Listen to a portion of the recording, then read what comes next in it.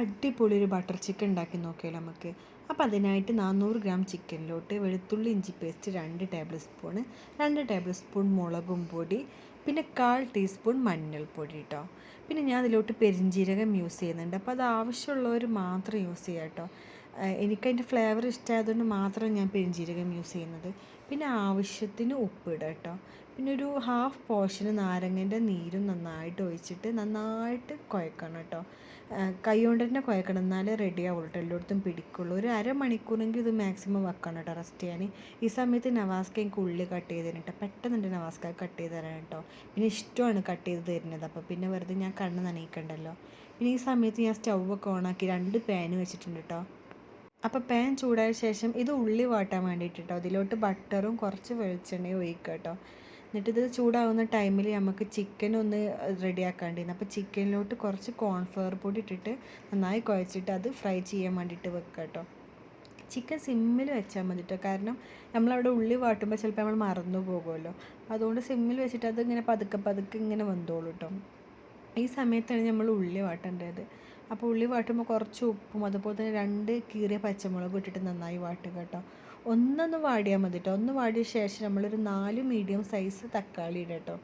അത് ഒരു കുറച്ച് ചെറുതാണെങ്കിൽ നമ്മൾ 5 എണ്ണമൊക്കെ എടുക്കുക കേട്ടോ. തക്കാളി അത്യാവശ്യം ഉണ്ടാവും, നല്ല ടേസ്റ്റാണ്. അപ്പോൾ അതുപോലെ തന്നെ പിന്നെ 2 ടേബിൾ സ്പൂൺ വെളുത്തുള്ളി ഇഞ്ചി പേസ്റ്റ് യൂസ് ചെയ്യുക കേട്ടോ.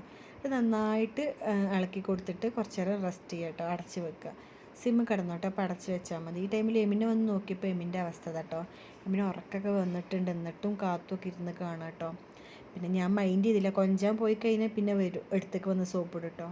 അപ്പോൾ ഈ സമയത്ത് ഞാൻ ചിക്കൻ നോക്കിയപ്പോൾ ഏറെക്കുറെ വെന്തിട്ടുണ്ട് കേട്ടോ. അതുപോലെ തന്നെ ഞാൻ നമ്മളെ ഉള്ളി വാട്ടിയത് നോക്കിയപ്പോൾ അതും ഒന്ന് സെറ്റ് ആയിക്കണം. അപ്പോൾ ഈ സമയത്ത് നമ്മളൊരു 20 അല്ലിയോളം അണ്ടിപ്പരിപ്പ് ഇടണം കേട്ടോ. നമ്മൾ ഉള്ളതിനനുസരിച്ച് ഇട്ടാൽ മതി. ഞാനൊരു 20 ഇട്ടിട്ടുണ്ട്. അതിൽ കൂടുതൽ ഇടുകയാണെങ്കിൽ ടേസ്റ്റ് തന്നെയാണ് കേട്ടോ. നമ്മളുള്ളതിനനുസരിച്ച് ഞാൻ ഇട്ടിട്ടുള്ളൂ കേട്ടോ. പിന്നെ 2 ടേബിൾ സ്പൂൺ മുളകും പൊടി, പിന്നെ 1 ടേബിൾ സ്പൂണ് ഗരം മസാലയും ഇടണം കേട്ടോ. എന്നിട്ട് നന്നായിട്ട് മിക്സായി കൊടുക്കണം കേട്ടോ. ഒരു കുഴമ്പ് രൂപത്തിലാവുമ്പോഴും ഇങ്ങനെ ഇളക്കി കൊടുക്കണം കേട്ടോ. പിന്നെ കുറച്ച് നേരം വേണമെങ്കിൽ അടച്ചൊക്കെ വെക്കുക. എന്നിട്ട് ഒന്ന് പറ്റൊരു കുഴമ്പാകുമ്പോൾ നമ്മൾ സ്റ്റൗ ഓഫ് ചെയ്ത് കൊടുക്കുക കേട്ടോ. എന്നിട്ട് കുറച്ച് നേരം നമ്മൾ റെസ്റ്റ് ചെയ്യാൻ വെക്കണം, കാരണം നമ്മൾ ഈ ചൂട് കൊടുക്കണ മിക്സിയിൽ അടിക്കുമ്പോൾ പെട്ടെന്ന് ഒന്നായിട്ട് തെറിച്ചിട്ടോ. അപ്പോൾ നമ്മളൊന്ന് നോർമലി ആയിട്ടൊക്കെ ഒന്ന് ചെയ്താൽ മതി. എന്നിട്ട് നമ്മൾ മിക്സിയിൽ അടിച്ചിട്ട് ഒരു പേസ്റ്റ് രൂപത്തിലാക്കട്ടെ, ഇതുപോലെ ഇട്ടാവുക.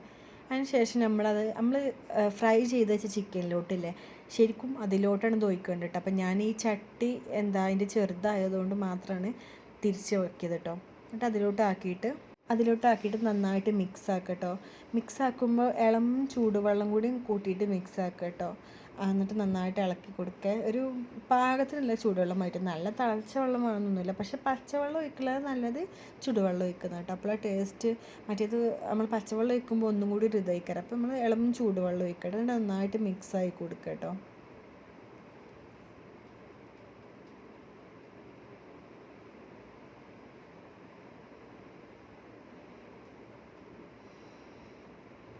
ഈ തള വരുമ്പോഴാണ് നമ്മൾ ബട്ടർ ഇടണം കേട്ടോ. ഇത് മാക്സിമം ഇത് ബട്ടർ ചിക്കൻ ആണല്ലോ, അപ്പോൾ അതുകൊണ്ട് തന്നെ നമ്മളൊരു പീസ് ബട്ടറും കൂടി ഇടണം കേട്ടോ ഇതിലോട്ട്.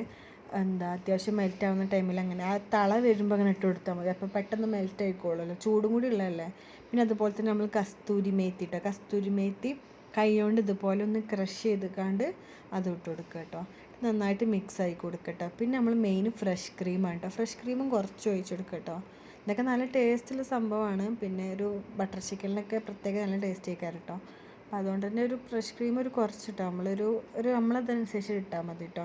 നന്നായിട്ട് ഇളക്കി കൊടുത്തിട്ട് സ്റ്റൗ ഓഫ് ആക്കട്ടെ. എന്നിട്ട് ഡെക്കറേഷന് വേണ്ടി ജസ്റ്റ് ഒരു മല്ലിയിലയും ഫ്രഷ് ക്രീമൊക്കെ ഒന്നിങ്ങനെ ഇതാക്കിയിട്ട് ജസ്റ്റ് നമ്മൾ സ്റ്റൗ ഒക്കെ ഓഫാക്കി കഴിഞ്ഞിട്ട് അതിന് മുമ്പേ ചെയ്തിട്ടുണ്ടായിരുന്നു. പിന്നെ നമ്മൾ ഇതിലോട്ട് പൊറാട്ട ഇട്ട് ചുടുന്നത്. അപ്പോൾ നവാസ്കാൻ്റെ കമ്പനീൻ്റെ പൊറാട്ട ഒക്കെ ഉണ്ടായിരുന്നു, അപ്പോൾ അതൊക്കെ നമ്മൾ യൂസ് ചെയ്ത് ചുട്ടൊക്കെ ചെയ്തിട്ടോ.